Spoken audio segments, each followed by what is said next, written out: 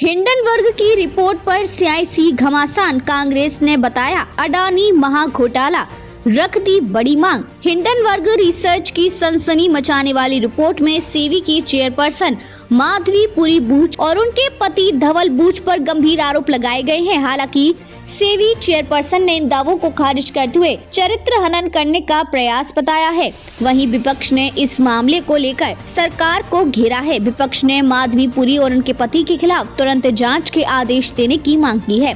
कांग्रेस महासचिव जयराम रमेश ने शनिवार रात एक बयान जारी कर कहा कि लंबे समय से सेबी अडानी महाघोटाले की जांच करने से कतरा रही है। ज्वाइंट पार्लियामेंट्री कमेटी से भी जांच करवाने की मांग की गई थी। उन्होंने कहा, सुप्रीम कोर्ट में एक एक्सपर्ट कमेटी ने विशेष रूप से संज्ञान लिया था। उसने अपनी रिपोर्ट में बताया था कि सेबी ने 2018 में विदेशी फंड के अंतिम लाभकारी से संबंधित रिपोर्टिंग की आवश्यकताओं पर जोर दिया था और 2019 में से पूरी तरह हटा दिया था। कमेटी के अनुसार ऐसा होने से बाजार नियामक के हाथ इस कदर बंद गए कि उसे गलत कार्यों का संदेह तो है, लेकिन उसे संबंधित विनियमों की विभिन्न शर्तों का अनुपालन भी करना पड़ता है। ऐसे में सेबी इस मामले में किसी नतीजे तक नहीं पहुंच पाया है। रमेश ने आगे कहा कि जनता के दबाव में अडानी की कंपनी को काफी नुकसान हो जाने के बाद सेबी बोर्ड ने 28 जून 2023 को सख्त रिपोर्टिंग नियम फिर से लागू किए गए। इसने 25 अगस्त 2023 को एक्सपर्ट कमेटी को बताया कि 13 संदिग्ध लेन देन की जांच की जा रही है, लेकिन इसमें कोई सफलता नहीं मिली।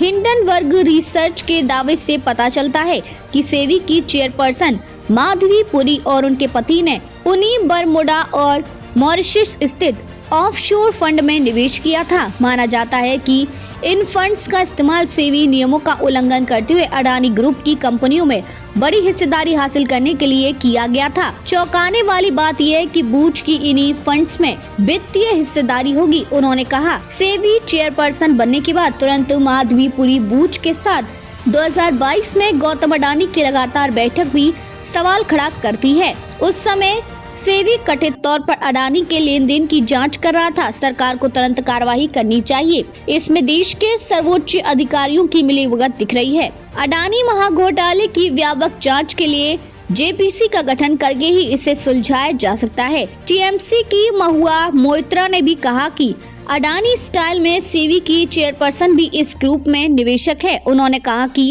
इसकी जांच CBI-RET को करना चाहिए। America based short seller Hindenburg research ने विस्लेब्लोअर दस्तावेजों के हवाले से दावा किया कि सेबी चेयरपर्सन और उनके पति ने उन फंड्स में निवेश किया था जिसको लेकर अडानी पर गड़बड़ी करने का आरोप है। हिंडनबर्ग ने ही गौतम अडानी के कथित घोटाले का दावा किया था, जिसके बाद सुप्रीम कोर्ट ने सेबी को जांच करने का आदेश दिया था।